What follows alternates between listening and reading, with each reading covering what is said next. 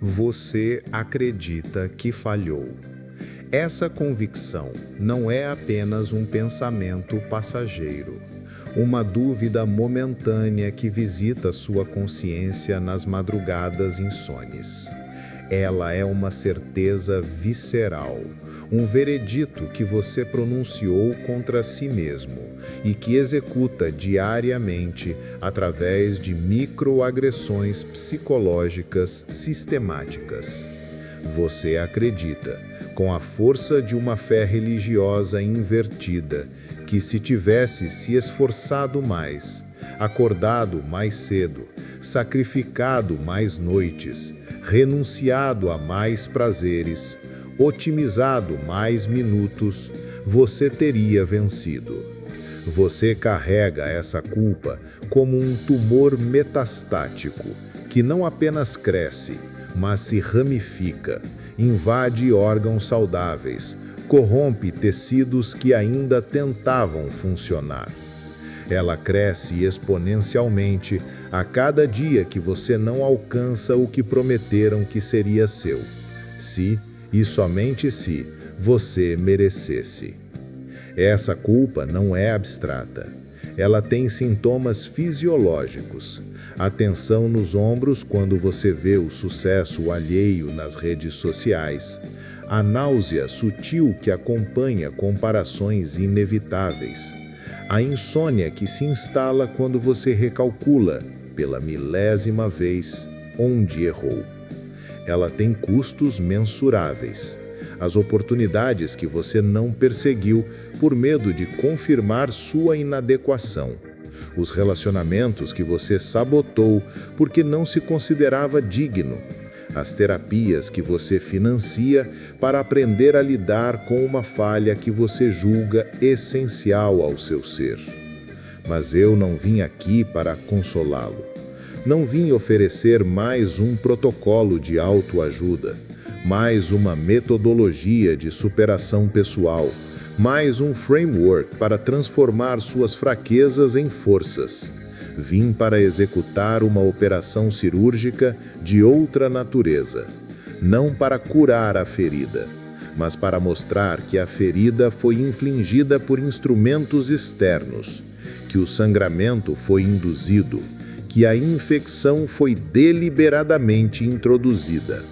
Vim para mostrar que essa culpa não é sua. Ela nunca foi. Ela é a tecnologia, no sentido mais preciso e técnico do termo, pela qual o sistema garante que você nunca pare de correr, nunca questione a direção da corrida, nunca perceba que a linha de chegada se move na mesma velocidade que você avança. Arthur Schopenhauer, na obra monumental O Mundo como Vontade e Representação, publicada originalmente em 1818 e substancialmente ampliada em 1844, empreende uma revolução filosófica cujas implicações ainda não foram completamente assimiladas pela consciência contemporânea. Ele descreve a existência humana, e de fato toda a existência, como manifestação de uma força metafísica anterior a qualquer razão, propósito ou teleologia, a vontade cega, ou simplesmente Wille no alemão original. Esta vontade não é um agente consciente, não é Deus, não é providência, não é destino no sentido de um plano inteligente. Ela é pura carência ontológica, fome metafísica, movimentos cegos sem destino ou significado inscrito. Schopenhauer rompe radicalmente com toda a tradição filosófica que, de Platão a Hegel, havia tentado encontrar racionalidade, propósito ou estrutura moral no ser. Para Schopenhauer, não há nada disso. Há apenas o querer perpétuo, a ânsia insaciável que se manifesta em todos os níveis da existência. Na pedra que quer cair, na planta que quer crescer em direção à luz, no animal que quer alimento e reprodução, no ser humano que quer tudo isso e mais uma infinidade de objetos que sua consciência expandida tornou possíveis. O ser humano, segundo a análise schopenhaueriana, está condenado a um ciclo interminável de desejo, satisfação momentânea e retorno imediato ao desejo. Esta estrutura não é acidental ou corrigível. Ela é a própria essência da existência consciente. Cada objetivo alcançado revela-se vazio instantes após sua conquista, não porque você escolheu objetivos errados, mas porque a estrutura do desejo é estruturalmente insaciável. A promoção que você lutou 3 anos para conseguir, sacrificando finais de semana, saúde, relacionamentos, torna-se na segunda semana apenas um novo patamar de onde você enxerga outras montanhas a escalar, outras hierarquias a subir, outros reconhecimentos a perseguir. O doutorado concluído após anos de privação se transforma em pó de tédio assim que o diploma é emoldurado. A casa comprada, cujas prestações consumiram décadas de trabalho, revela-se apenas uma estrutura de concreto que exige manutenção, que envelhece, que nunca proporciona a felicidade prometida nas fantasias que sustentaram o esforço. O corpo esculpido através de anos de disciplina rigorosa continua sendo um corpo que envelhece, que adoece, que carrega a certeza da decadência futura. Todos esses objetos de desejo se transformam, no momento de sua conquista, em mera matéria inerte, que não pode preencher o vazio que motivou sua perseguição. Esta não é uma falha pessoal, não é uma escolha equivocada de objetos, não é falta de gratidão ou incapacidade de apreciar conquistas. É a arquitetura fundamental do real. Schopenhauer é brutalmente claro sobre isso. O sofrimento não é uma aberração na existência, ele é a sua substância. A satisfação é apenas uma pausa momentânea, um interlúdio efêmero entre 2 estados de carência. E o que chamamos de felicidade não é um estado positivo, mas apenas a ausência temporária de sofrimento, uma definição negativa que expõe a miséria ontológica de nossa condição. Você não está falhando em ser feliz. Você está descobrindo, através de experiência dolorosa repetida, que a felicidade era uma promessa fraudulenta desde o início. Uma cenoura pendurada à frente de um animal de carga que nunca parará de puxar a carroça. E o que é mais cruel, você não pode parar de puxar. A vontade opera através de você, como opera através de todo ser vivo, exigindo movimento, exigindo esforço, exigindo que você continue desejando mesmo depois de ter descoberto que nenhum desejo, quando satisfeito, traz a paz prometida.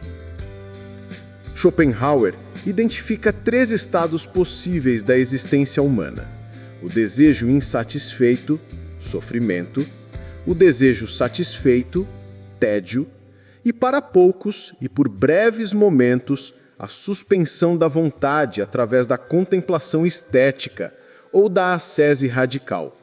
A vida humana oscila predominantemente entre os 2 primeiros estados.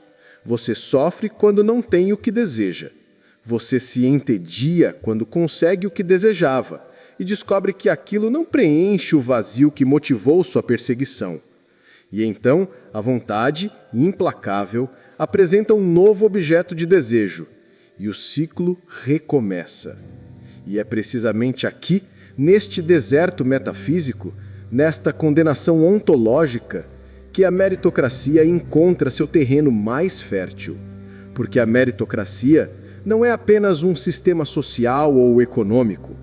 Ela é a teologia secular que transforma este sofrimento essencial em narrativa moral, que converte a carência metafísica em culpa individual, que faz você acreditar que se sofre é porque não mereceu ainda a redenção. A meritocracia não é um sistema de justiça distributiva. Esta afirmação precisa ser compreendida em toda sua radicalidade. Não estamos dizendo que a meritocracia é um sistema de justiça imperfeito, ou que funciona mal, ou que foi corrompido. Estamos dizendo que ela nunca foi desenhada para distribuir justiça. Ela foi desenhada para fazer algo completamente diferente, para transformar o fracasso estrutural em vergonha individual, para converter a violência sistêmica em autoflagelação voluntária, para operar uma alquimia perversa que transmuta a culpa coletiva em 1000 culpas individuais atomizadas e impotentes. Gustave Le Bon, médico e sociólogo francês, publicou em 1895 sua obra seminal, Psicologia das Massas, um texto que, embora tenha sido criticado por algumas de suas premissas, identificou mecanismos psicossociais de importância crucial. Le Bon demonstrou, através de observação sistemática de fenômenos coletivos, que as multidões não pensam, elas sentem e repetem. Uma ideia, quando transmitida à massa, não precisa ser verdadeira, não precisa ser logicamente consistente, não precisa resistir ao escrutínio crítico. Ela apenas precisa ser simples, ser repetida incessantemente e ser carregada de conteúdo afetivo intenso. A meritocracia é exatamente isso. Uma ideia-afeto que se replica viralmente através do tecido social porque resolve uma ansiedade primordial. Ela responde à pergunta que todos fazem diante da desigualdade obscena que caracteriza nossas sociedades. Por que eu não tenho e outros têm? Por que eu trabalho tanto e permaneço pobre enquanto outros que não parecem trabalhar mais do que eu prosperam? A resposta meritocrática é sedutora precisamente na sua brutalidade simplificadora. Porque você não mereceu ainda. Porque você não se esforçou o suficiente. Porque você fez escolhas erradas. Porque você não foi disciplinado. Porque você não soube aproveitar as oportunidades que todos têm.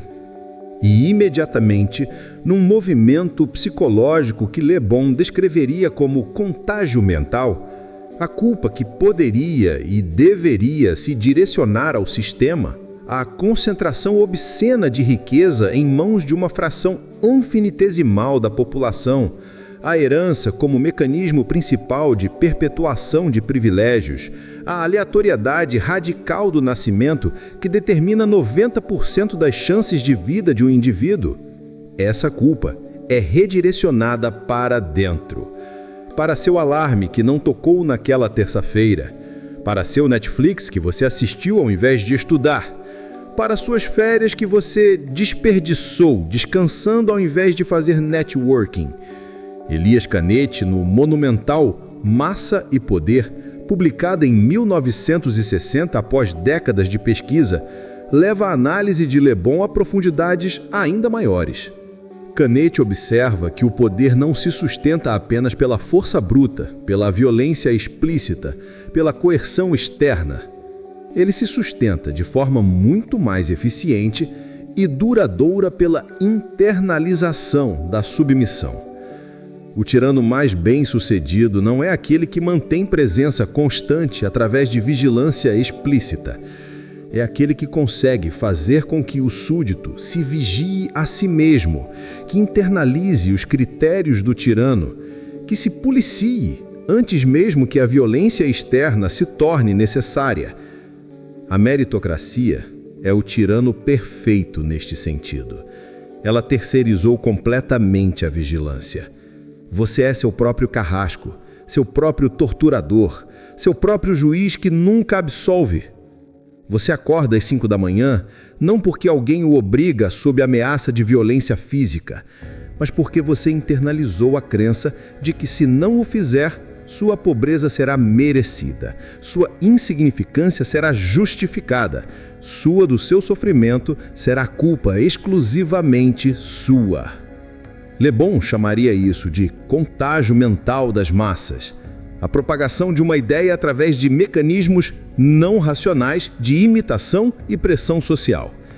Canet identificaria aqui a cristalização do poder na psique individual, o momento em que a estrutura externa de dominação se torna estrutura interna de autodisciplina.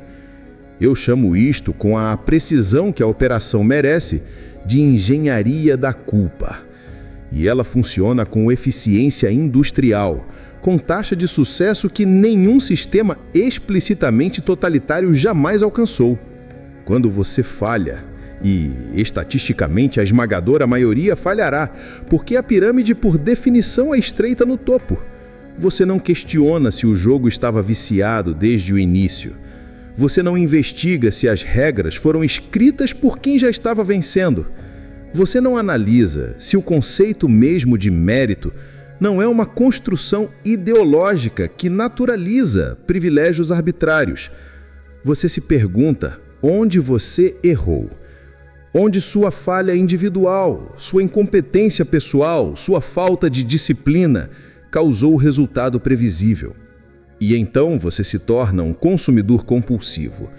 Você compra mais um curso online prometendo as habilidades que o mercado supostamente valoriza, mais um livro de autoajuda decodificando os segredos dos bem-sucedidos, mais um aplicativo de produtividade, mais um coach, mais uma certificação, mais uma técnica de otimização. Você se torna um consumidor perpétuo de soluções para um problema que não é seu, mas que você foi meticulosamente treinado a acreditar que é seu.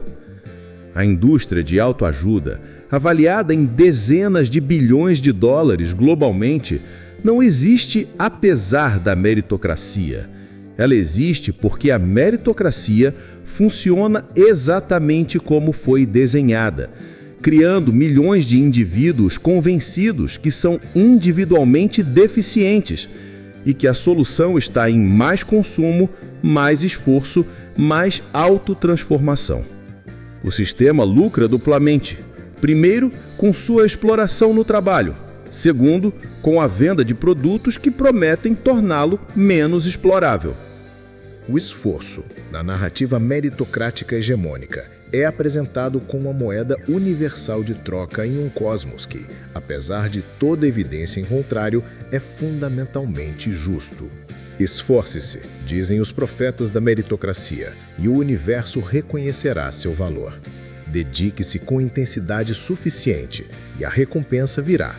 Talvez não hoje, talvez não amanhã, mas virá, porque a realidade premia o mérito. Esta é a teologia secular do nosso tempo, e como toda teologia, ela exige fé contra as evidências, crença contra experiência, esperança contra a desesperança acumulada. Mas o que é o esforço, examinado sob a luz schopenhaueriana, senão o sacrifício ritual que fazemos à vontade cega? Schopenhauer já havia diagnosticado com a precisão de um cirurgião metafísico. O sofrimento não é acidental na existência humana, ele é sua substância mesma. Não sofremos porque algo deu errado. Sofremos porque existir é sofrer. A própria estrutura da consciência, essa capacidade de desejar, de projetar futuros melhores, de comparar o que é com o que poderia ser, é uma máquina de produzir sofrimento.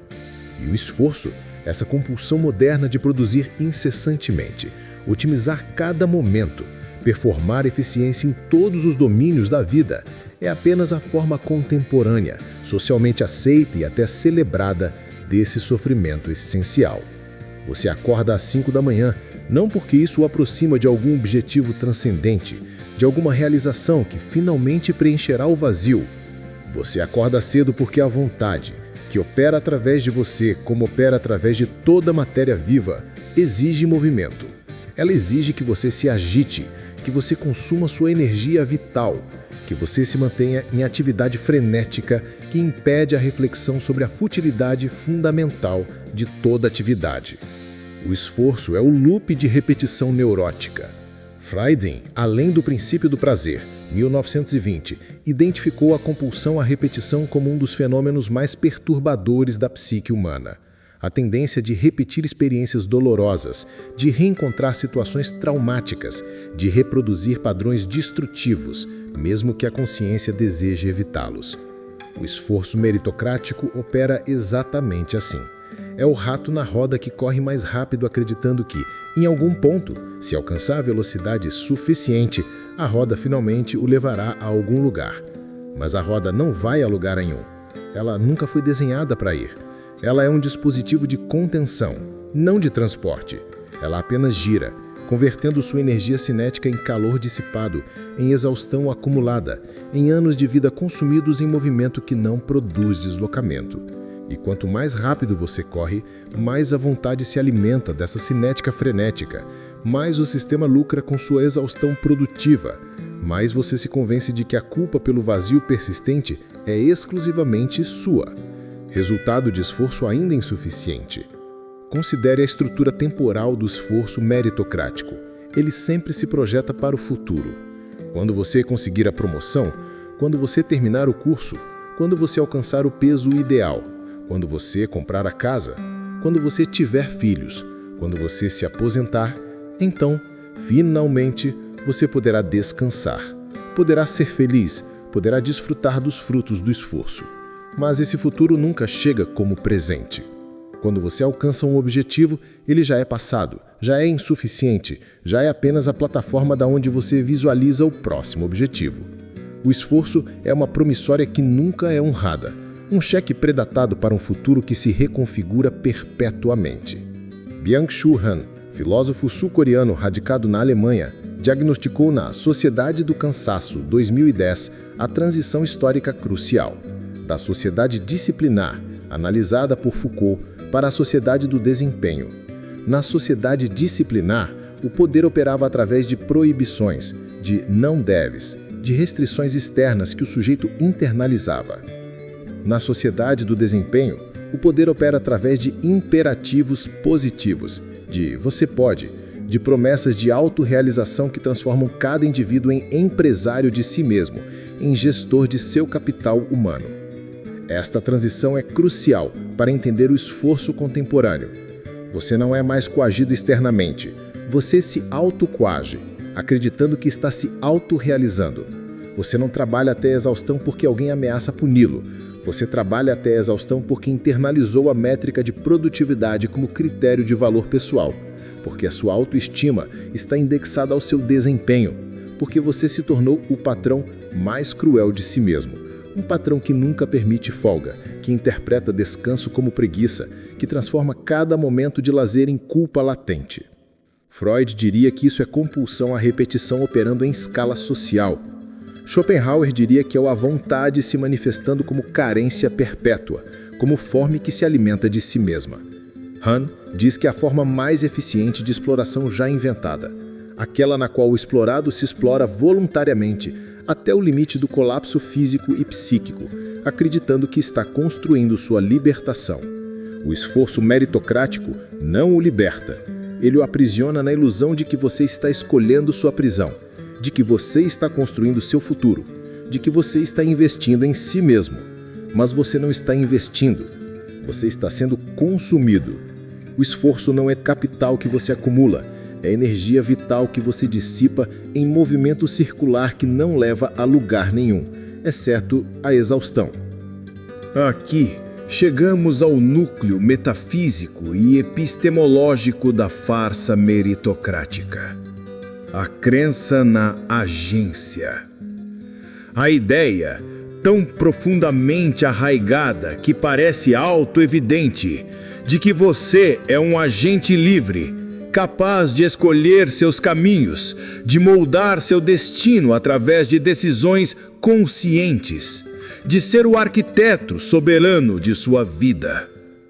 Esta crença não é apenas empiricamente falsa, como demonstraremos. Ela é a própria condição de possibilidade da meritocracia. Sem a crença na agência, todo o edifício meritocrático desmorona instantaneamente. Porque se você aceitar, verdadeiramente aceitar, não apenas compreender intelectualmente, mas internalizar até as vísceras, que não tem agência no sentido robusto que a narrativa meritocrática pressupõe, então a atribuição de responsabilidade individual por resultados sociais torna-se não apenas injusta, mas categoricamente incoerente. Se suas escolhas são determinadas por uma rede causal infinitamente complexa, que inclui sua configuração genética, sobre a qual você obviamente não teve controle, seu contexto socioeconômico de nascimento, igualmente fora de seu controle, os primeiros 5 anos de sua vida, período no qual você não tinha capacidade de autodeterminação, os traumas de condicionamentos que moldaram sua personalidade antes que você tivesse consciência reflexiva suficiente para resistir, as contingências históricas do momento em que você nasceu, guerras, crises, transformações tecnológicas, as estruturas neuroquímicas de seu cérebro, incluindo predisposições genéticas para depressão, ansiedade, TDAH, transtornos que afetam profundamente capacidade de esforço. Então, sobre o que, exatamente, você tem controle? O determinismo neurológico, estabelecido por décadas de pesquisa rigorosa em neurociência cognitiva, demonstra que a experiência subjetiva de decidir é uma narrativa posterior que a consciência constrói para dar coerência e sentido de autoria a processos que já foram iniciados inconscientemente.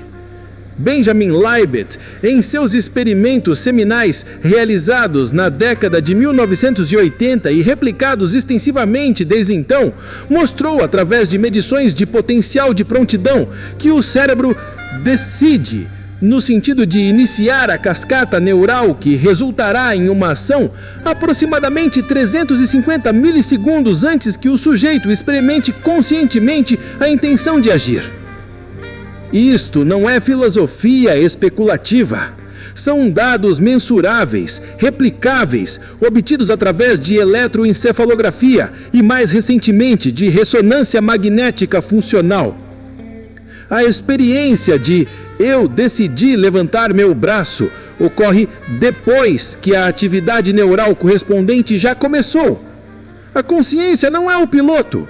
É o narrador que chega depois da ação e constrói uma história de autoria.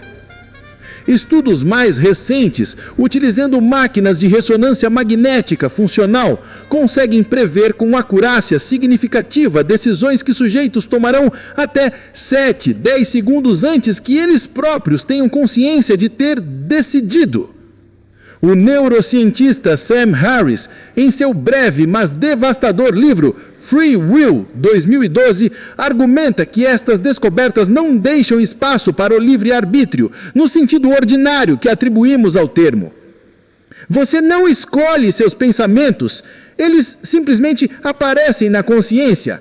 Você não escolhe seus desejos, eles emergem de estruturas neurais que você não programou.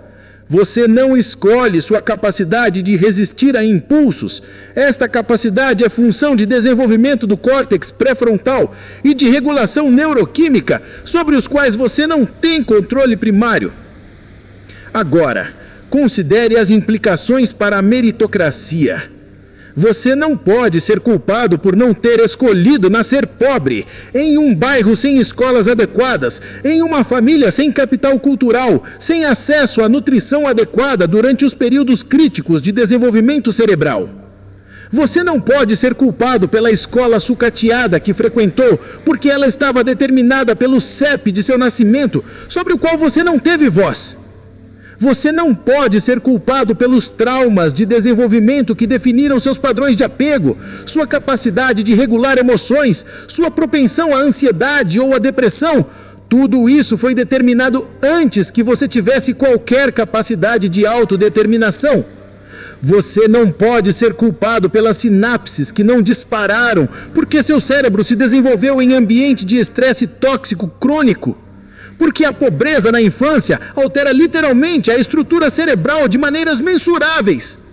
Você não pode ser culpado pela dopamina que não foi adequadamente regulada, porque você tem predisposição genética para TDAH, condição que afeta drasticamente a capacidade de esforço sustentado que a meritocracia exige.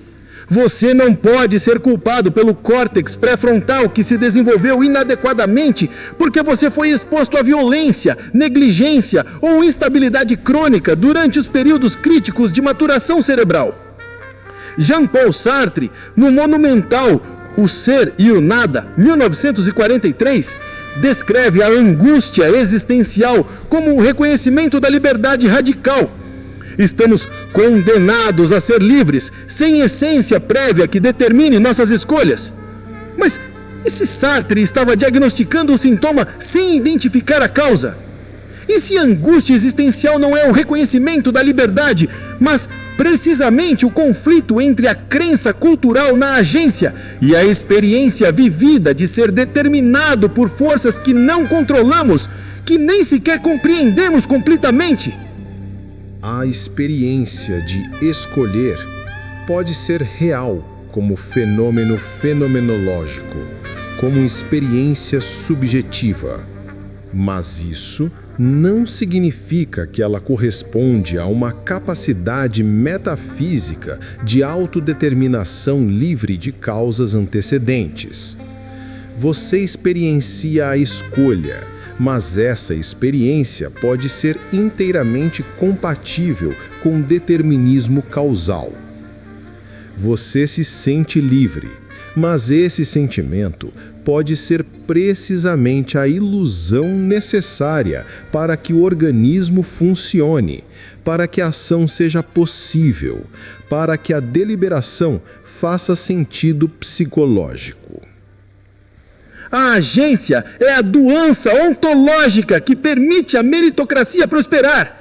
Enquanto você acreditar que é substancialmente livre, você aceitará a culpa por suas escolhas ruins.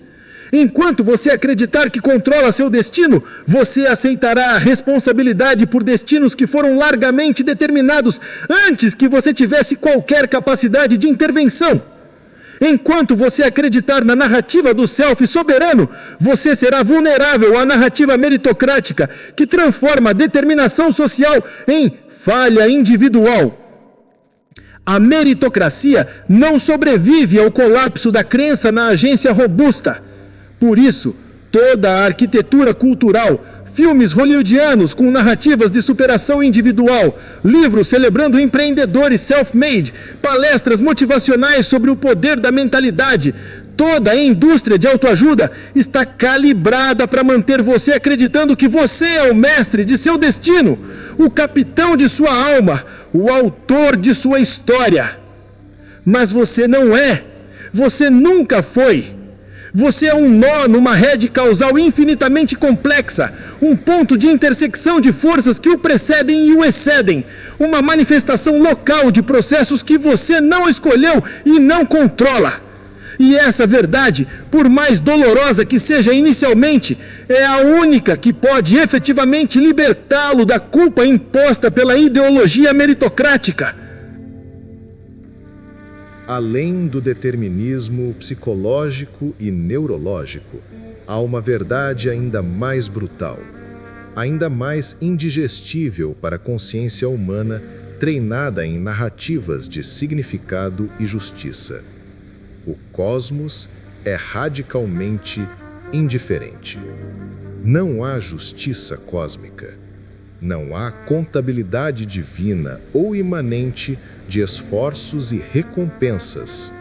Não há karma, não há providência, não há estrutura moral inscrita no tecido da realidade. O universo não está observando suas madrugadas sacrificadas, suas renúncias heróicas, seus esforços titanicamente sustentados contra probabilidades desfavoráveis. Ele simplesmente não se importa. Ele não pode se importar, porque importar-se pressupõe consciência, intencionalidade, estrutura valorativa, e o cosmos não possui nada disso. A física moderna, Desde as revoluções einsteinianas do início do século XX até os desenvolvimentos da mecânica quântica, da cosmologia e da teoria de sistemas complexos, confirma empiricamente o que Schopenhauer intuiu filosoficamente. Não há propósito inscrito na estrutura do real. Não há teleologia cósmica. Não há direção, não há meta, não há significado intrínseco. Há apenas causalidade cega, eventos sucedendo eventos segundo leis físicas que não contemplam valores humanos, partículas colidindo segundo probabilidades quânticas, sistemas se auto-organizando e desorganizando segundo dinâmicas que não reconhecem justiça ou injustiça. Einstein, nas equações da relatividade geral, descreveu um universo onde o espaço-tempo se curva em resposta à presença de massa-energia, onde a gravidade não é uma força, mas uma geometria, onde tudo é determinado por relações causais que não deixam espaço para intervenção providencial. A física moderna introduziu indeterminação fundamental no nível subatômico, mas trata-se de indeterminação probabilística, não de escolha, não de liberdade, não de consideração moral. As partículas não escolhem seus estados quânticos, elas simplesmente colapsam em estados definidos segundo distribuições probabilísticas quando observadas. E todo esse processo é cego, automático, sem consideração por consequências humanas. Stephen Hawking, em Uma Breve História do Tempo, descreve um universo que emerge de um Big Bang sem causa externa identificável, que evolui segundo leis físicas que produzem estrelas, galáxias, planetas e, eventualmente, vida e consciência, mas tudo isso como subproduto acidental de processos físicos cegos. Não há design, não há propósito, não há testemunha cósmica registrando seus méritos para posterior recompensa. Você pode se esforçar até a exaustão total, até o colapso físico e psíquico. Pode seguir todos os protocolos meritocráticos com disciplina monástica. Pode otimizar cada minuto de cada dia, cada caloria consumida, cada interação social, cada decisão segundo critérios de maximização de produtividade. Pode sacrificar sono, saúde, relacionamentos, toda forma de prazer imediato em nome de recompensas futuras prometidas. E ainda assim, um acidente de trânsito causado por um motorista embriagado que você nunca conheceu, uma doença autoimune desencadeada por predisposição genética que você não escolheu, uma crise econômica global originada em decisões de bancos centrais a milhares de quilômetros de distância, uma pandemia emergindo de um mercado em outro continente, um algoritmo de rede social que decide não promover seu conteúdo por razões opacas, uma pessoa nascida em condições socioeconômicas ligeiramente superiores às suas, competindo pela mesma vaga. Qualquer uma dessas contingências, completamente fora de seu controle, pode anular décadas de esforço heróico em segundos. A meritocracia vende a ilusão de que vivemos em um universo moral, onde o bem, esforço, dedicação, mérito, disciplina é sistematicamente recompensado. E o mal, preguiça, negligência, incompetência, indisciplina é sistematicamente punido. Mas isso é puro antropomorfismo aplicado à estrutura social e cósmica. É projetar no caos fundamental da existência uma ordem moral que não existe, que nunca existiu, que não pode existir dada a natureza da causalidade física. Nassim Nicholas Taleb, em A Lógica do Cisne Negro, 2007, demonstra através de análise estatística e epistemológica rigorosa como subestimamos radical e sistematicamente o papel do acaso, da sorte, do timing em trajetórias de sucesso. Os vencedores, retrospectivamente, constroem narrativas causais lineares que ligam seus esforços aos seus resultados, ignorando convenientemente, às vezes inconscientemente, às vezes deliberadamente, os milhares de variáveis aleatórias que poderiam ter produzido desfechos completamente diferentes com os mesmos níveis de esforço. O empreendedor bilionário atribui seu sucesso à visão, à coragem, ao trabalho árduo. E ele pode ter genuinamente trabalhado muito, mas ele não menciona que nasceu em família com capital suficiente para que ele pudesse arriscar sem medo de indigência, que foi educado em instituições de elite, onde construiu a rede de contatos que viabilizou o seu primeiro investimento, que lançou seu produto em um momento de convergência tecnológica, que ele não criou, que seus clientes foram primeiros adotantes influentes, que seus concorrentes potenciais cometeram erros estratégicos, que a regulação governamental favoreceu seu modelo de negócio, que uma pandemia global acelerou a digitalização e beneficiou seu setor. Ele tinha controle sobre alguma dessas variáveis? Ele mereceu esse alinhamento de contingências favoráveis? Caleb introduz o conceito de aleatoriedade silenciosa, o vasto cemitério de pessoas que fizeram exatamente as mesmas escolhas, aplicaram o mesmo esforço, tiveram a mesma visão, mas que falharam porque uma ou duas variáveis aleatórias foram desfavoráveis. Eles não são menos meritórios. Eles simplesmente tiveram azar. Mas a narrativa meritocrática não pode reconhecer isso, porque reconhecer o papel central do acaso é dissolver a própria base moral da atribuição de recompensas. Isto não significa que o esforço seja completamente irrelevante. Significa que ele é radicalmente insuficiente. E mais, significa que transformá-lo em critério de julgamento moral, em base para a distribuição de recursos, em fundamento de autoestima e valor social, é uma crueldade epistemológica. É punir pessoas por terem azar, é recompensar pessoas por terem sorte, e então permitir que elas construam narrativas de mérito que obscurecem o papel da sorte. É transformar a loteria em meritocracia através de narrativa posterior. A causalidade que opera no universo é cega. A vontade schopenhaueriana é cega. E você está tentando negociar significado moral, reconhecimento justo, recompensa proporcional com forças que não negociam, que não ouvem, que não reconhecem a própria categoria de justiça como relevante. Você está pedindo justiça a um universo que não tem a categoria de justiça inscrita em sua estrutura operacional.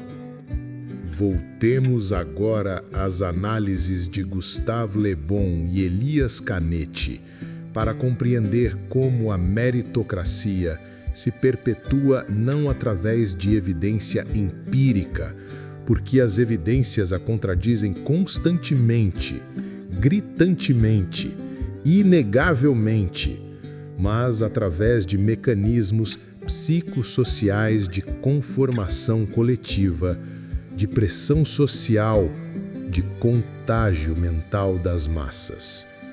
A meritocracia não se sustenta pela verdade de suas premissas.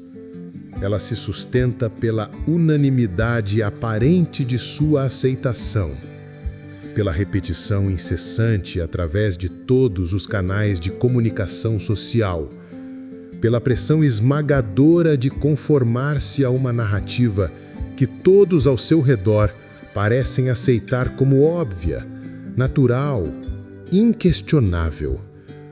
Quando todos ao seu redor acreditam que o sucesso é resultado direto e proporcional de mérito, quando todos ao seu redor estão performando publicamente a mesma luta desesperada por validação através de conquistas mensuráveis, quando todos ao seu redor estão compartilhando suas rotinas matinais de sucesso nas redes sociais, suas listas de livros lidos, seus certificados acumulados, suas promoções celebradas, você sente a pressão social esmagadora de conformar-se.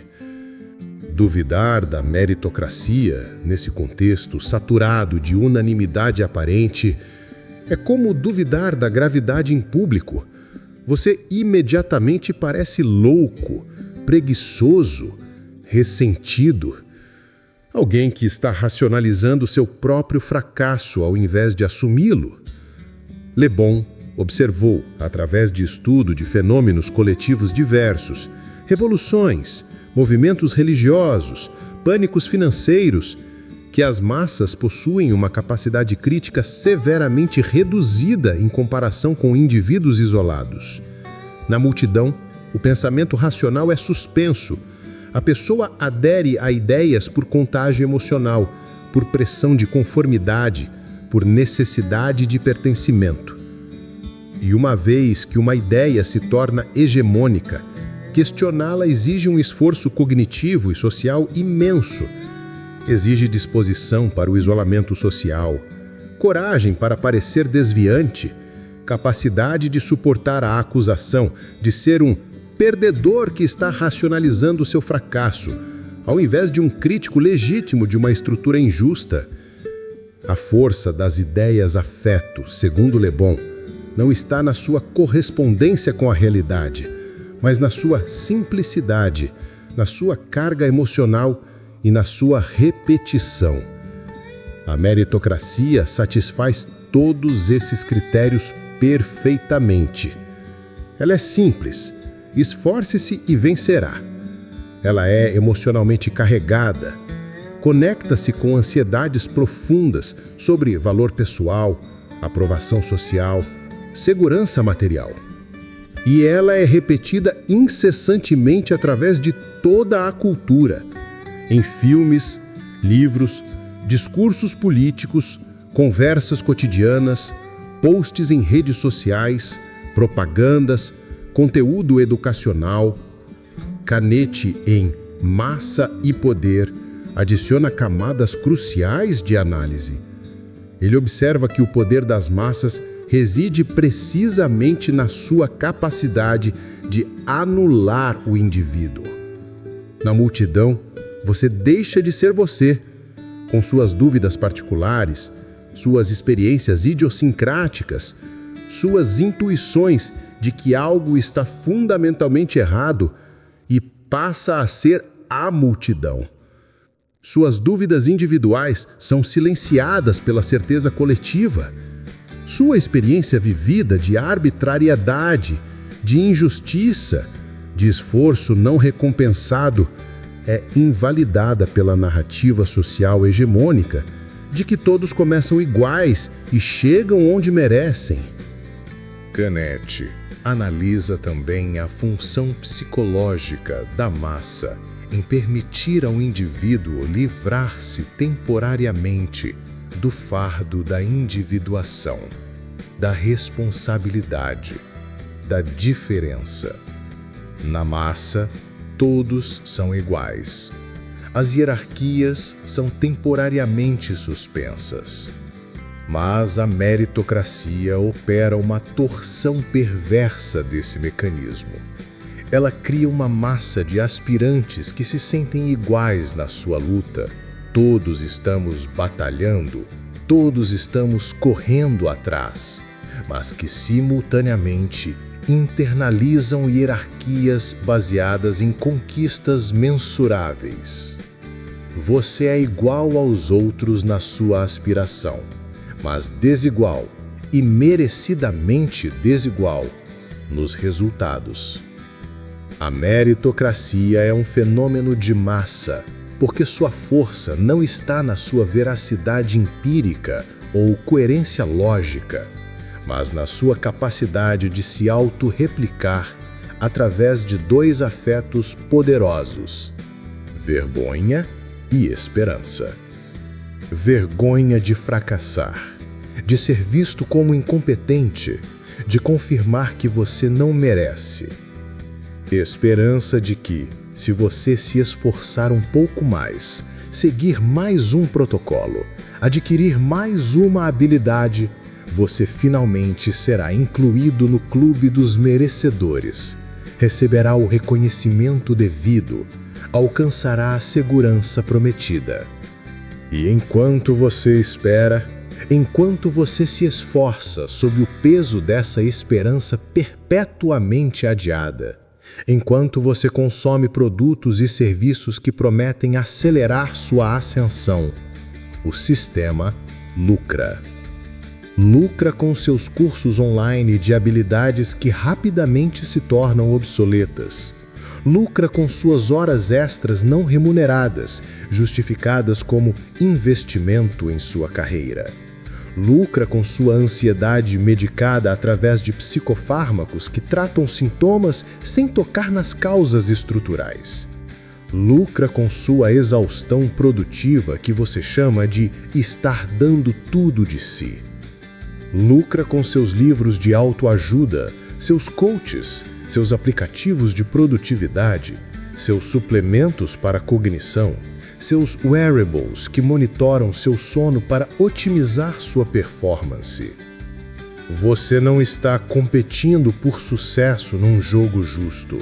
Você está sendo sistematicamente consumido por um mecanismo que transforma sua vida, seu tempo, sua energia, sua saúde, suas relações em combustível para sua própria operação. E a meritocracia é a narrativa que faz você participar voluntariamente, gratamente, esperançosamente dessa consumação. Aqui é necessário fazer uma distinção filosófica e ética crucial. Porque ao negar a agência robusta, ao expor o papel massivo do acaso e da determinação causal, somos imediatamente acusados de pregar o niilismo moral irresponsável, de dissolver qualquer base para a responsabilização, de criar uma desculpa universal para a inação e a negligência. Mas a questão não é essa. A questão, adequadamente formulada, é de quem é a responsabilidade, onde a culpa deve ser corretamente alocada. A meritocracia, como operação ideológica sofisticada, executa uma transferência sistemática de responsabilidade.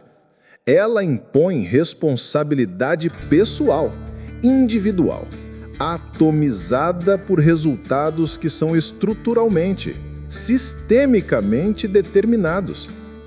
Ela faz você se sentir pessoalmente culpado por estar desempregado em uma crise econômica estrutural causada por decisões de política monetária, por especulação financeira, por terceirização em massa, por automação tecnológica, nenhuma das quais você teve qualquer poder de influenciar. Ela faz você se sentir individualmente incompetente, porque não consegue pagar aluguel em uma cidade onde os preços são artificialmente inflacionados por especulação imobiliária, por políticas de zoneamento restritivo, por concentração de propriedade, por financiarização da moradia, novamente processos completamente fora de seu controle individual. Ela faz você se sentir pessoalmente fracassado, porque não tem o corpo esteticamente valorizado de alguém que pode pagar academia, nutricionista, personal trainer, suplementação, tempo livre para treinar 2 horas por dia, baixo estresse crônico que permita sono reparador, privilégios de classe que são apresentados como conquistas de disciplina individual. Ela faz você se sentir culpado por estar deprimido, ansioso, exausto, quando esses estados são respostas psicológicas perfeitamente racionais a condições sociais adoecedoras, a insegurança material crônica, a precarização sistemática, a aceleração vertiginosa das demandas produtivas. Destruir essa responsabilidade imposta, realocá-la corretamente, não é eliminar toda forma de responsabilidade ou criar uma desculpa universal. é executar uma operação de justiça epistêmica. Reconhecer que sistemas são responsáveis por falhas sistêmicas. Que o desemprego em massa não é resultado de preguiça em massa ou incompetência coletiva, mas de decisões políticas e econômicas tomadas por poucos com poder concentrado. Que a crise de saúde mental que atinge proporções epidêmicas globalmente não é uma epidemia coincidente de fraqueza individual ou desequilíbrio químico endógeno, mas sintoma de uma organização social fundamentalmente adoecedora. Schopenhauer argumenta que, embora sejamos metafilicamente determinados pela vontade cega, ainda somos a manifestação localizada e particular dessa vontade. Não escolhamos ser quem somos. Nosso caráter, na terminologia schopenhaueriana, é inato e imutável. Mas somos quem somos. A questão não é culpa no sentido moral tradicional, porque culpa pressupõe a possibilidade contrafactual de ter sido diferente. E essa possibilidade é ilusória, dado o determinismo causal. A questão é aceitação. Aceitação da própria natureza como manifestação particular da vontade. Aceitação das contingências que o constituíram. Aceitação da ausência de justiça cósmica ou social garantida. Quando você para de se culpar por não ter vencido um jogo que foi estruturalmente viciado desde o início, você não se torna moralmente irresponsável ou socialmente inerte. Você se torna lúcido. E a lucidez, longe de ser paralisante, é potencialmente libertadora e politicamente mobilizadora. Porque a lucidez permite identificar corretamente onde estão os problemas. Nas estruturas, não nos indivíduos. E, portanto, onde devem ser direcionados esforços de transformação. A culpa individualizada é despolitizante. Ela fragmenta o que deveria ser reconhecido como problema coletivo em milhões de problemas individuais isolados. Ela transforma potencial solidariedade em competição. Ela substitui análise estrutural por autoacusação. A realocação da responsabilidade, o reconhecimento de que precariedade, insegurança, exaustão, fracasso são experiências compartilhadas, produzidas por estruturas compartilhadas, é o primeiro passo para a organização coletiva, para a resistência articulada, para a demanda de transformação sistêmica. A engenharia da culpa, como a estamos chamando, opera através de um mecanismo psicológico específico e mensurável: a transferência. A meritocracia executa uma operação de transferência massiva de culpa, das estruturas para os indivíduos, do abstrato para o concreto, do sistêmico para o pessoal, do coletivo para o atomizado. Quando uma pessoa não consegue acesso à educação de qualidade, porque nasceu em região geograficamente segregada, porque as escolas públicas foram sistematicamente desinvestidas, porque políticas de austeridade reduziram o financiamento educacional, a culpa é transferida da política pública deliberada para a suposta falta de esforço individual, para o fracasso em valorizar a educação, para a ausência de cultura de estudo na família. Quando alguém adoece por condições de trabalho precárias, jornadas extenuantes, ambiente tóxico, exposição a riscos, pressão psicológica insustentável, a culpa é transferida da exploração patronal sistemática para a falta de cuidado pessoal, para a ausência de equilíbrio, para não ter estabelecido limites.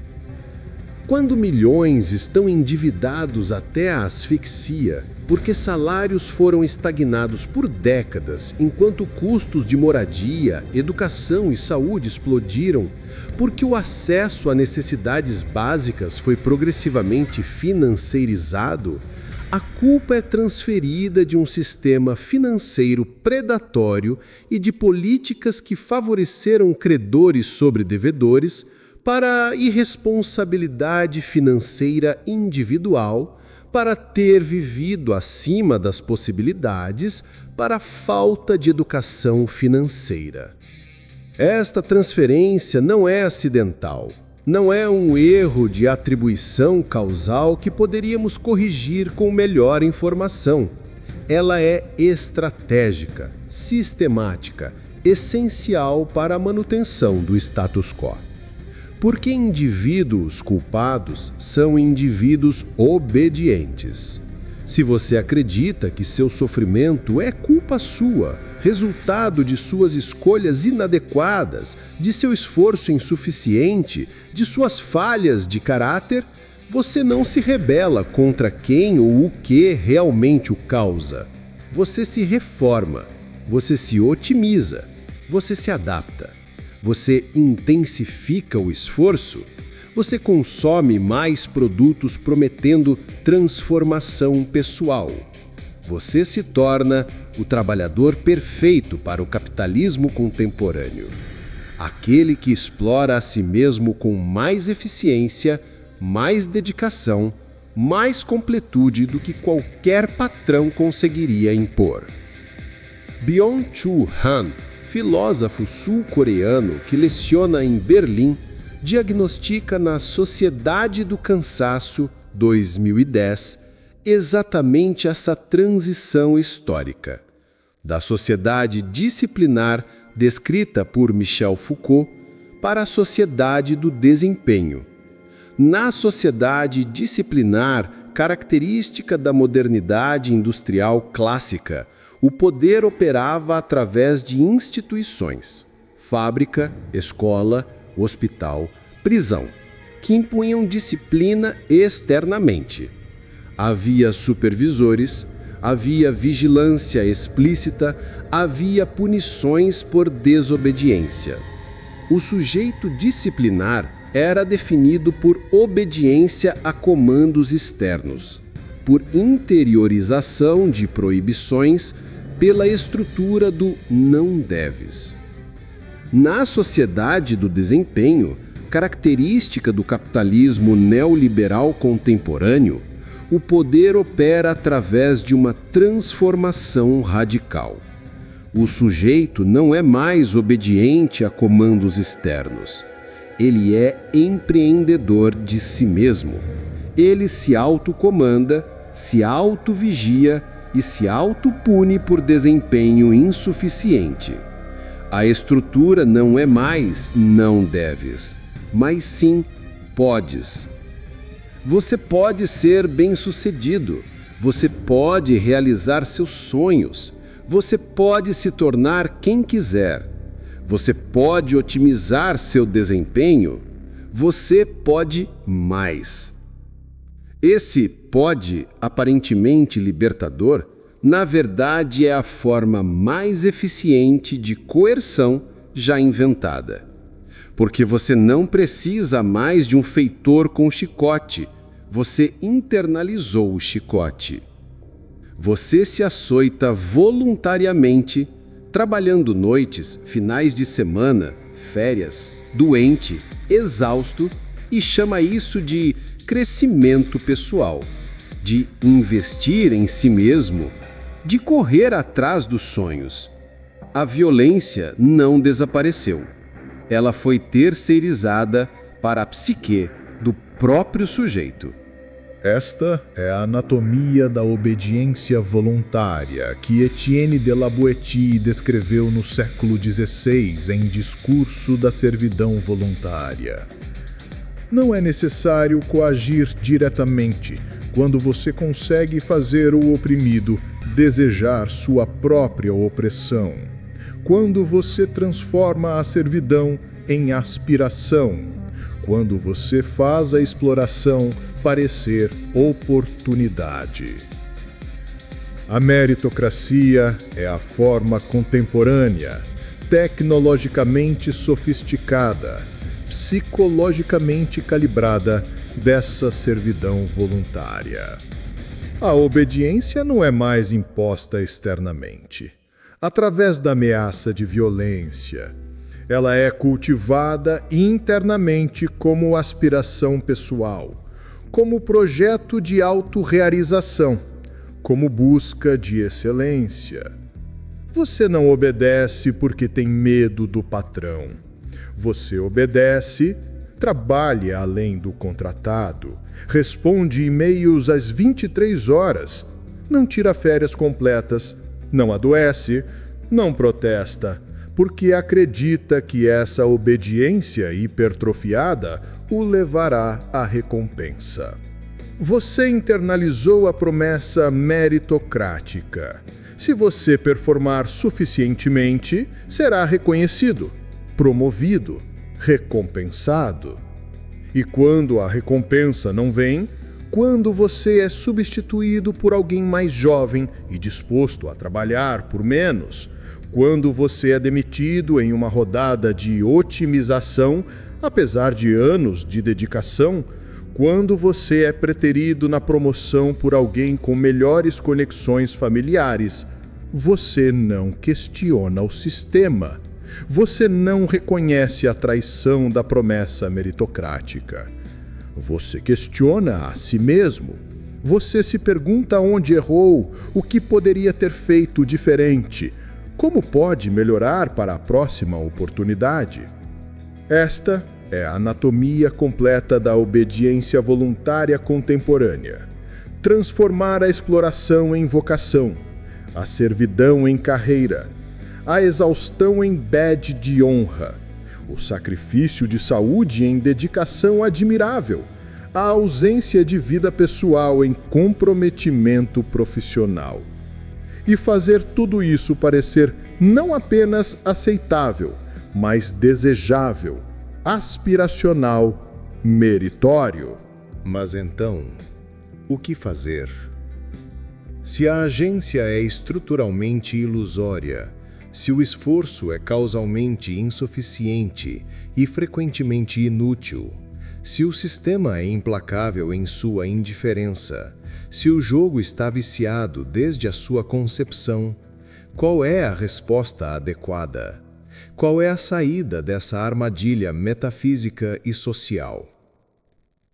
A resposta schopenhaueriana é brutal na sua simplicidade desconcertante: a rendição.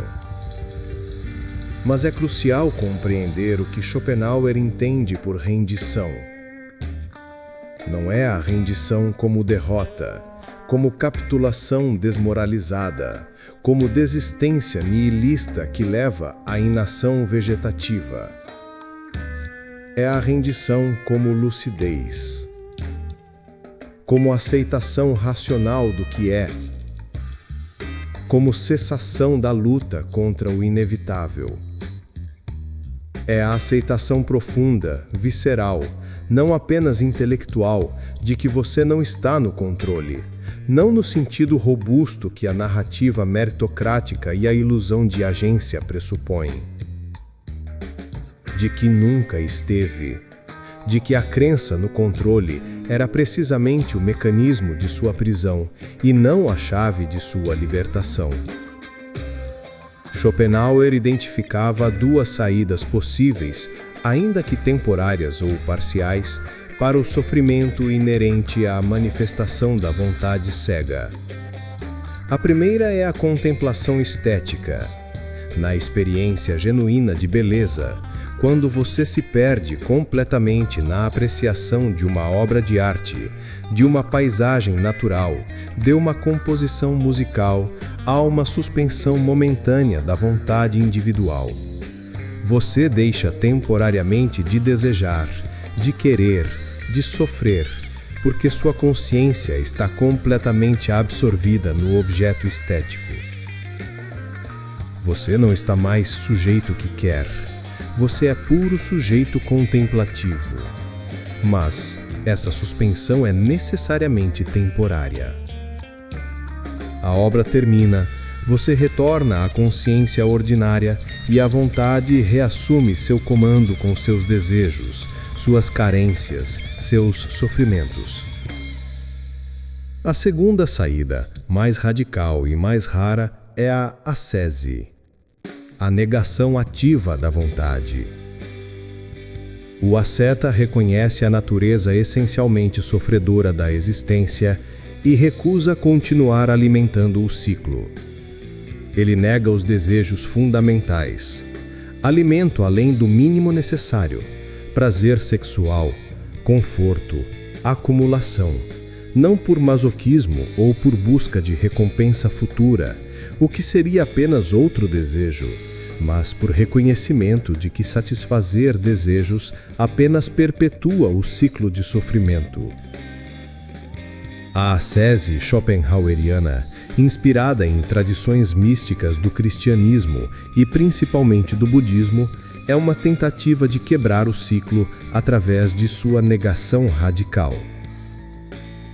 Traduzindo isso para o contexto meritocrático contemporâneo, sem necessariamente adotar a ascese monástica literal, você para de jogar o jogo.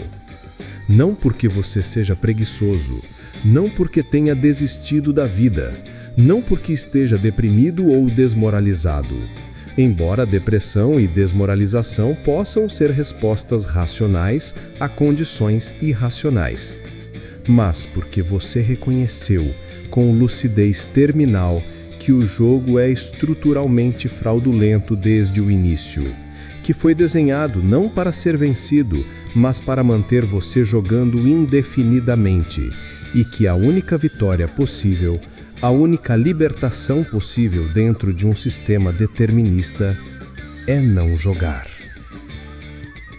Isto não significa necessariamente abandono literal de toda a ação ou atividade produtiva. Significa abandono da expectativa, do investimento emocional e identitário nos resultados, da crença de que esforço e dedicação o tornarão merecedor de amor, respeito, segurança material ou felicidade.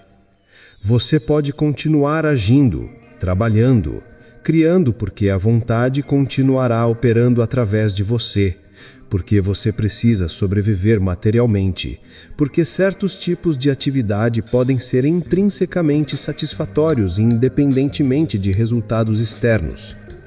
Mas você para de se sacrificar no altar da aprovação social. Para de medir seu valor pela sua produtividade. Para de derivar sua autoestima de conquistas externamente validadas.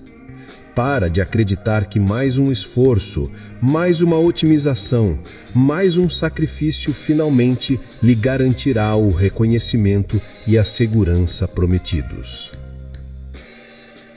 A liberdade não está em escolher melhor, porque a capacidade de escolha é muito mais limitada do que acreditamos.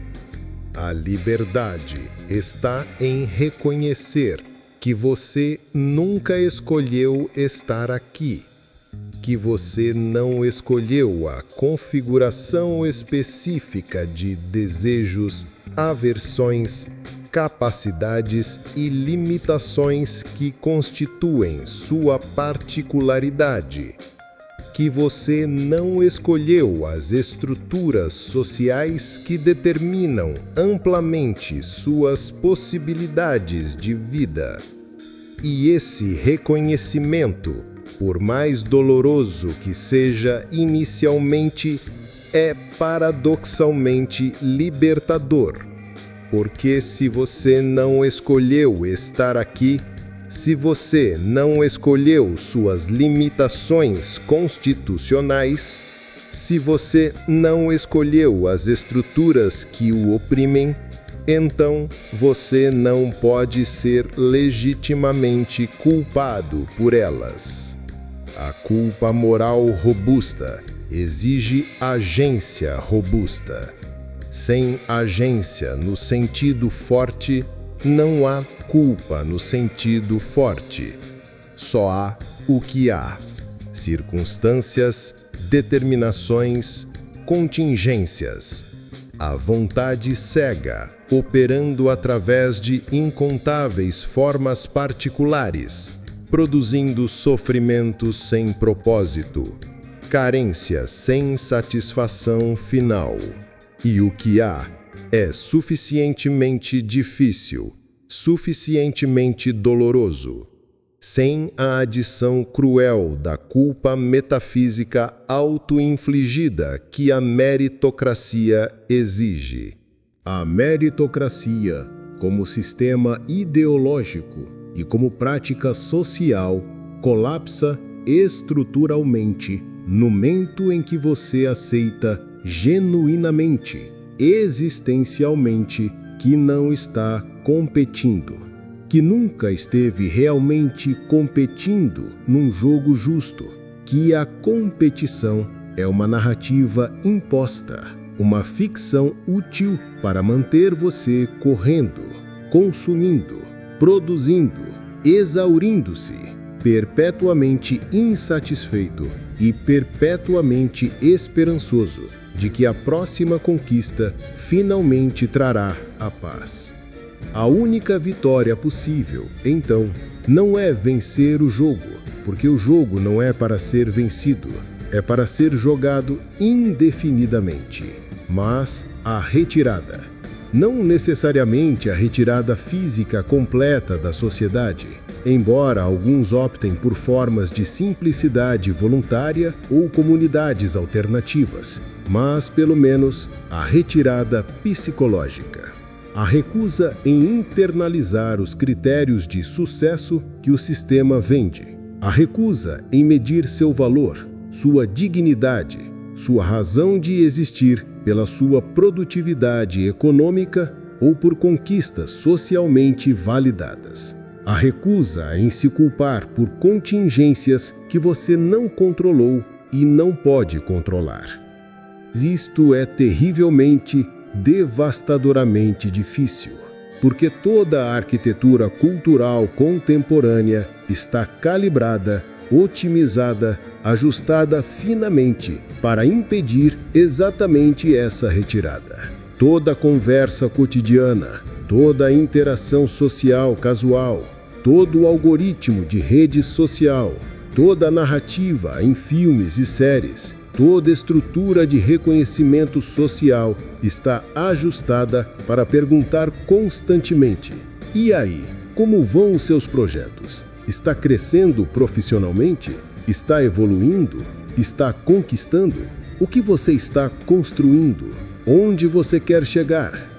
E a resposta verdadeira, lúcida, honesta: estou existindo em um universo metafisicamente indiferente, tentando minimizar o sofrimento inerente à condição consciente, tentando criar momentos de conexão e significado onde possível, sem a ilusão de que meus esforços me tornarão merecedor de algo, ou que há alguma recompensa cósmica ou social garantida, esperando minha dedicação.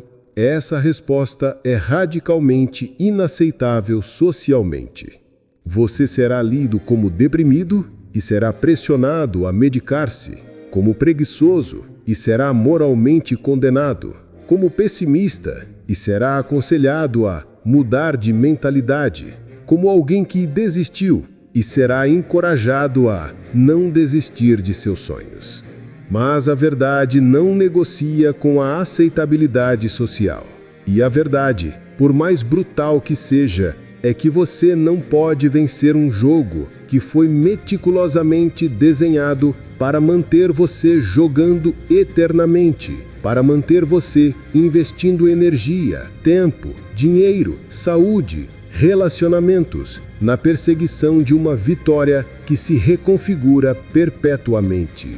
A única vitória possível é ver o jogo pelo que realmente é, não uma competição justa onde mérito é recompensado, mas um mecanismo de extração contínua, Não uma oportunidade para a autorrealização, mas uma armadilha sofisticada que converte esperança em combustível, esforço em lucro alheio, vida em produtividade mensurável. Schopenhauer diria: a vontade continuará querendo. Isso é metafisicamente inevitável. Está inscrito na estrutura do ser, mas você pode, através de lucidez filosófica e prática contemplativa, parar de identificar o você, sua consciência, seu senso de self, com a vontade que opera através de você. Pode observá-la operar, reconhecer seus impulsos, seus desejos, suas carências, sem acreditar que ela é você, sem se fundir completamente com seus comandos. E nesse espaço microscópico, quase imperceptível, entre a vontade e a consciência da vontade, há uma forma de paz.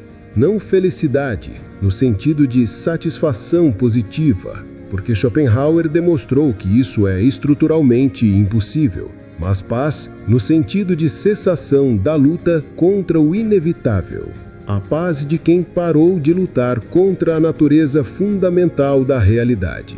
A paz de quem aceitou que não há justiça cósmica, que o sofrimento não tem propósito, que a existência é fundamentalmente absurda e que, portanto, não há razão para se culpar por não ter transcendido uma condição que é universal e inescapável.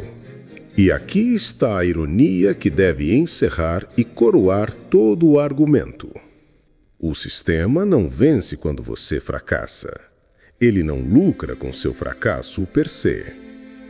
Ele vence, triunfa completamente, maximiza seus lucros e sua perpetuação quando você compete. Cada vez que você se inscreve em outro curso prometendo habilidades valiosas. Cada vez que você compra outro livro de autoajuda decodificando os segredos psicológicos dos bem-sucedidos. Cada vez que você contrata um coach para ajudá-lo a destravar seu potencial. Cada vez que você acorda às 5 da manhã acreditando que dessa vez com mais disciplina, mais esforço, mais sacrifício, você finalmente merecerá a recompensa, o sistema está vencendo espetacularmente. Porque o sistema não precisa que você vença. Isso seria contraproducente. Se todos vencessem, a pirâmide colapsaria, porque a pirâmide, por definição geométrica, precisa ser estreita no topo e larga na base. O sistema precisa que você acredite que pode vencer. Essa crença, essa esperança perpetuamente renovada, apesar de evidências acumuladas em contrário, é o verdadeiro combustível. Essa crença é o que mantém você produzindo muito além do que é remunerado, consumindo produtos de autotransformação, se endividando para adquirir credenciais educacionais que podem não ter retorno econômico, sacrificando saúde física e mental, permanecendo politicamente dócil porque você está convencido de que o problema não é o sistema, mas sua performance individual dentro dele. Os maiores lucros não vêm dos poucos vencedores espetaculares que alcançam o topo da pirâmide. Esses são úteis como propaganda, como exemplos que validam a narrativa, como inspiração para as massas. Mas os verdadeiros lucros, os lucros massivos e sustentados, vêm dos milhões de competidores eternos que nunca vencem decisivamente, mas que nunca param de tentar.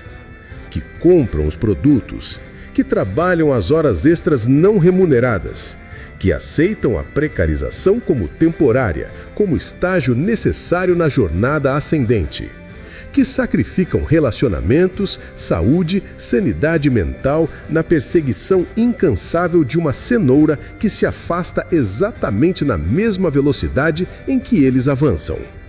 Você não é o cliente do sistema meritocrático no sentido comum do termo. Você é simultaneamente o trabalhador e o produto. Seu esforço é extraído como trabalho. Sua esperança é extraída como consumo.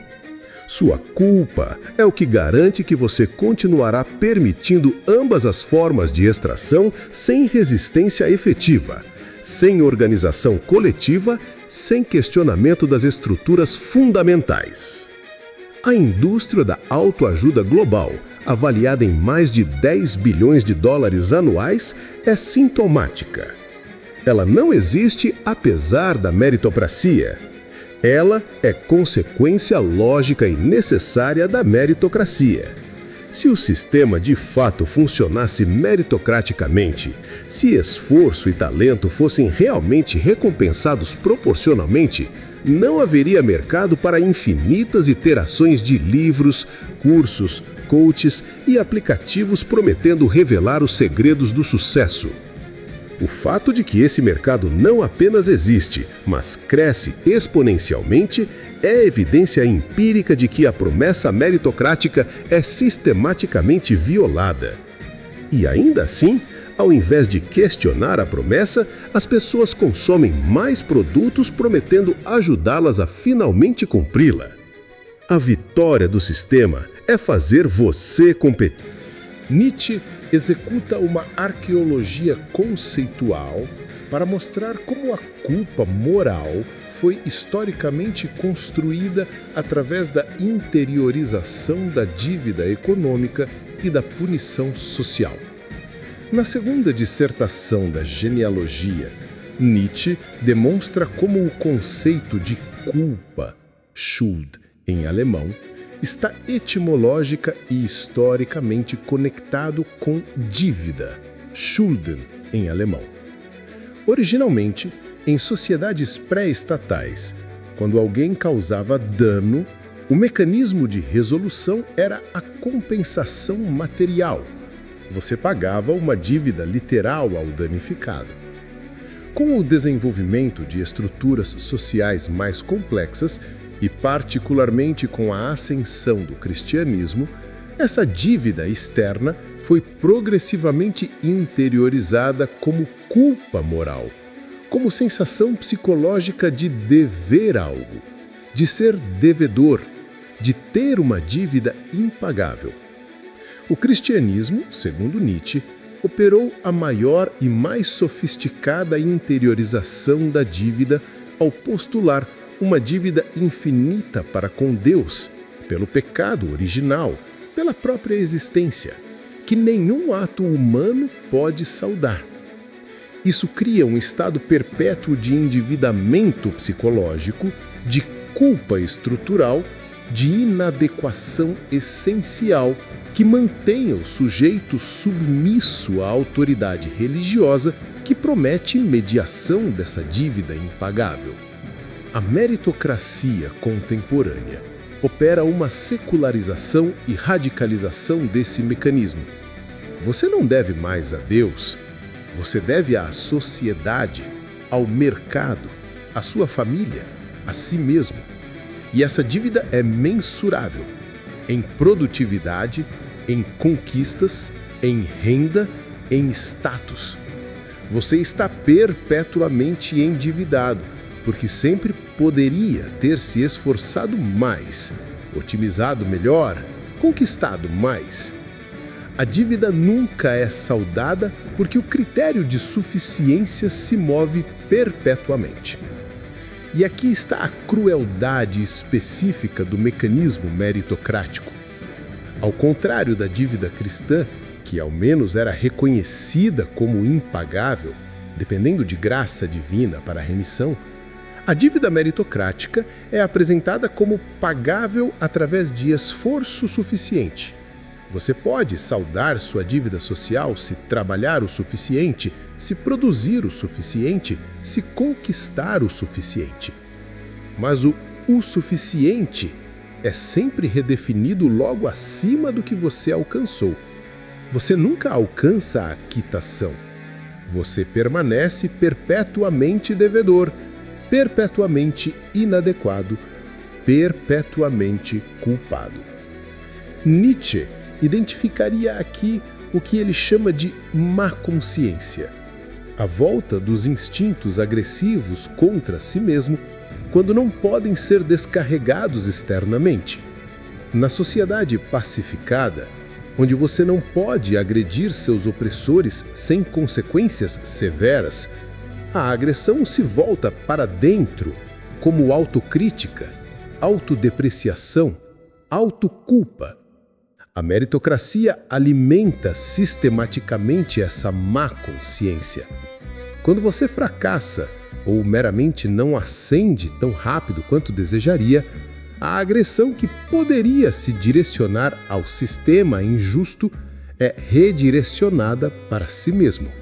Pierre Bourdieu, sociólogo francês, cuja obra representa uma das análises mais sofisticadas da reprodução de desigualdades sociais, oferece ferramentas conceituais cruciais para entender como a meritocracia opera especificamente através do que ele chama de violência simbólica, uma forma de dominação que é exercida com a cumplicidade inconsciente dos próprios dominados.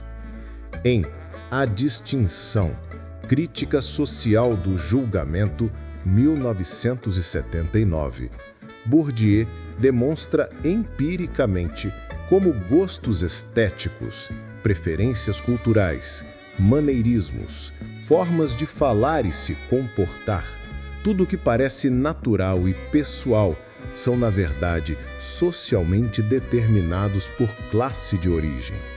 As classes dominantes possuem o que Bourdieu chama de capital cultural, familiaridade com alta cultura, domínio de códigos linguísticos elaborados, disposições corporais e comportamentais que são reconhecidas e recompensadas institucionalmente.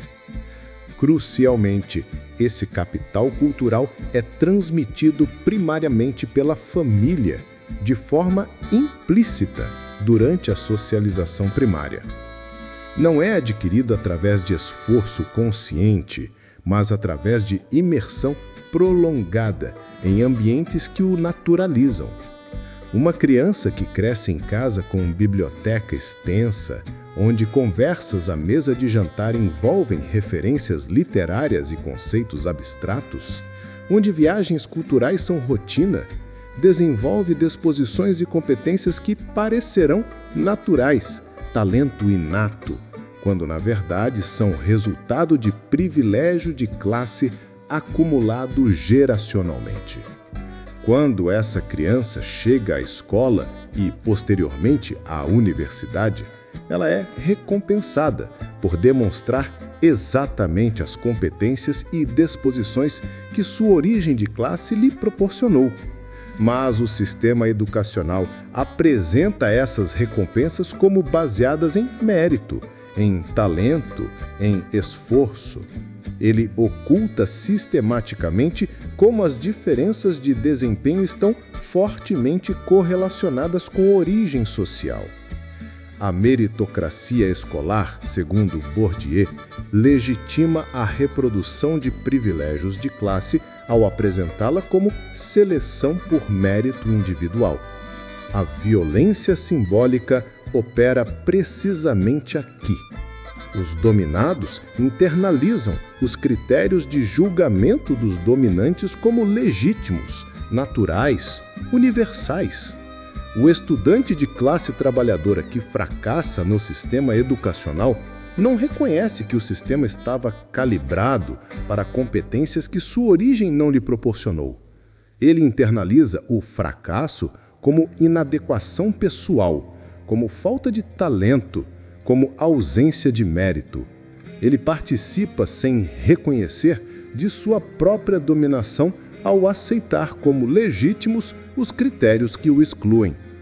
A meritocracia, nessa leitura bourdieusiana, é o mecanismo ideológico que transforma capital cultural herdado em mérito individual, que naturaliza privilégios arbitrários de classe como superioridade pessoal merecida.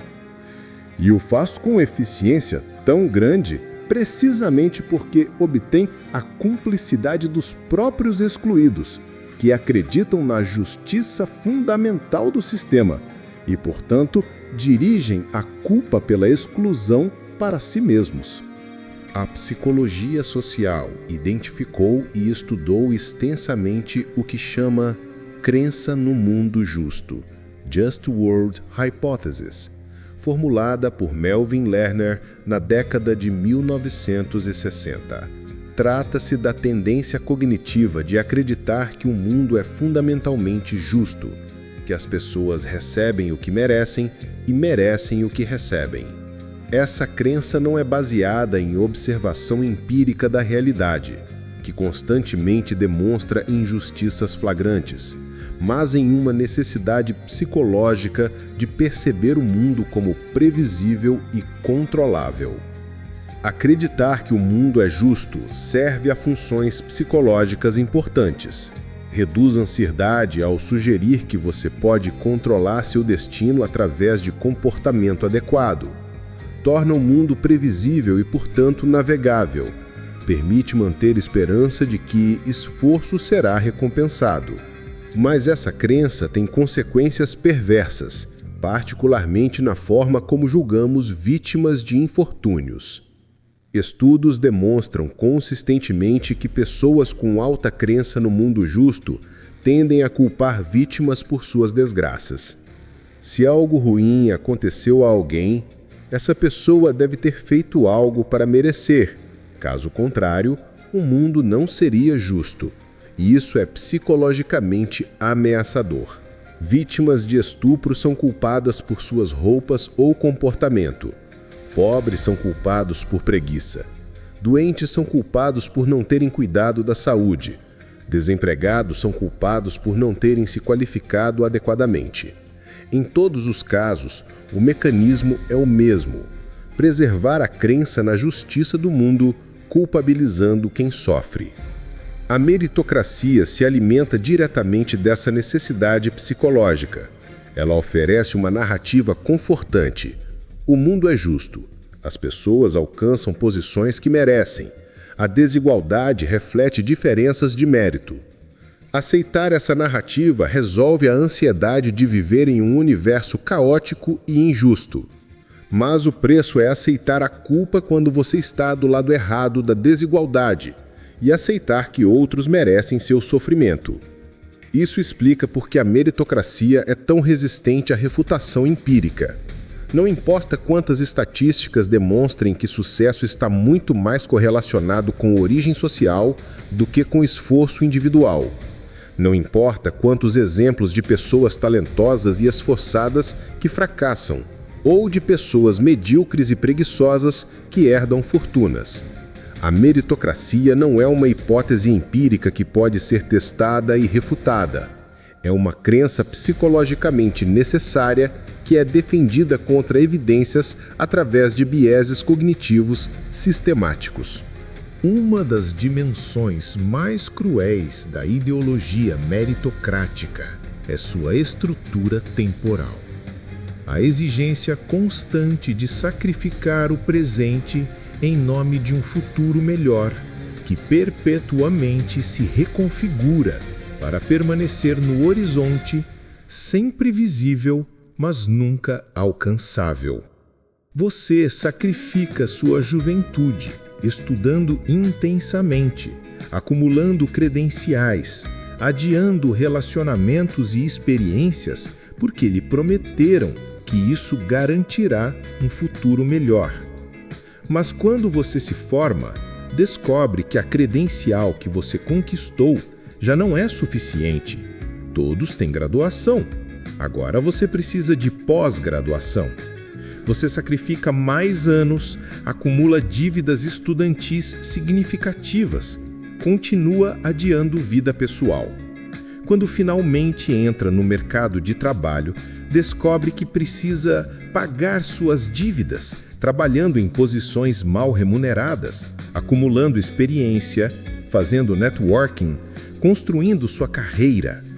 Você sacrifica seus 20 anos, seus 30 anos, trabalhando muito além do contratado, disponível 24/7, sempre responsivo, sempre disposto, porque lhe prometeram que isso levará à estabilidade, ao reconhecimento, à posição onde finalmente você poderá descansar e desfrutar dos frutos do esforço.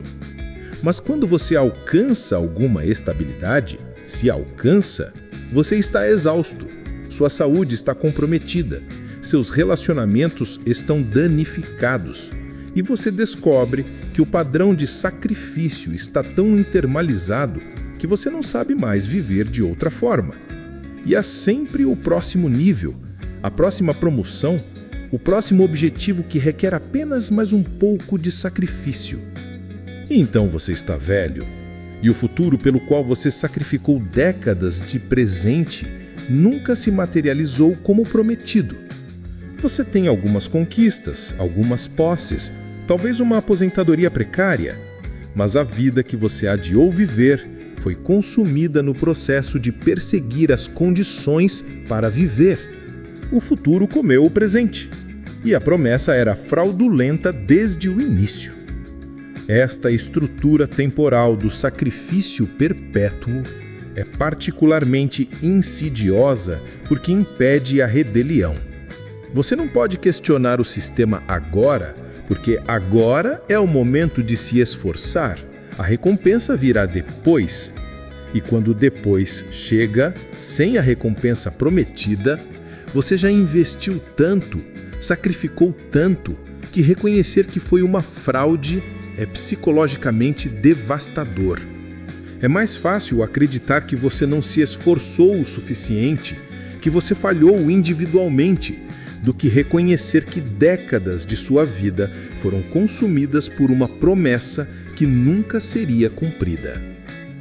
Schopenhauer diria que isso é a vontade operando através de sua forma específica, sempre projetando satisfação no futuro, sempre fazendo o presente ser apenas meio para um fim que, quando alcançado, revela-se vazio e imediatamente é substituído por um novo fim futuro. A meritocracia weaponiza essa estrutura ontológica ao dar-lhe forma social concreta e justificação moral. Um dos mecanismos mais sofisticados de perpetuação da ideologia meritocrática é precisamente a existência de casos genuínos de mobilidade social ascendente. A pessoa que nasceu pobre e, através de esforço extraordinário, alcançou sucesso significativo. Esses casos existem, eles são reais e eles são usados constantemente como prova de que o sistema é justo, de que mérito é recompensado, de que qualquer um pode vencer se se esforçar suficientemente. Mas estatisticamente, esses casos são exceções raras. E mais importante, a lógica de usar exceções para validar a regra é fundamentalmente falha.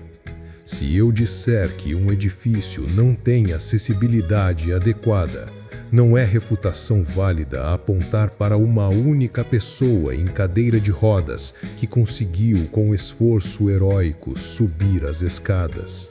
Isso apenas confirma que a estrutura é inadequada.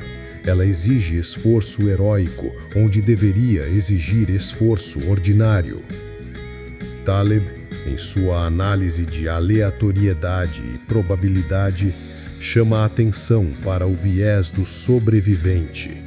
Tendemos a estudar e celebrar os que tiveram sucesso, ignorando completamente a população muito maior dos que aplicaram estratégias similares e fracassaram.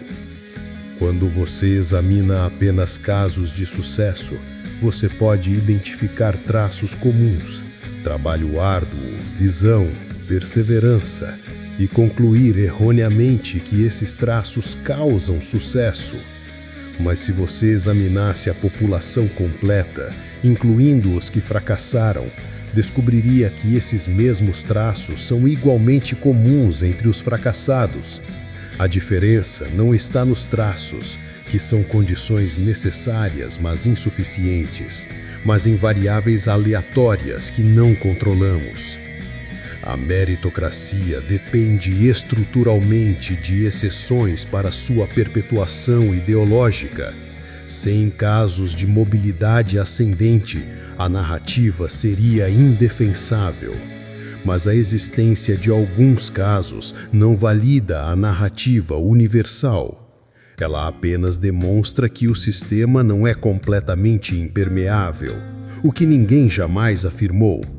A questão não é se mobilidade é possível, mas se é provável, se é proporcional ao esforço, se o sistema de fato seleciona por mérito ou por outros critérios, principalmente origem social, que são então racionalizados como mérito.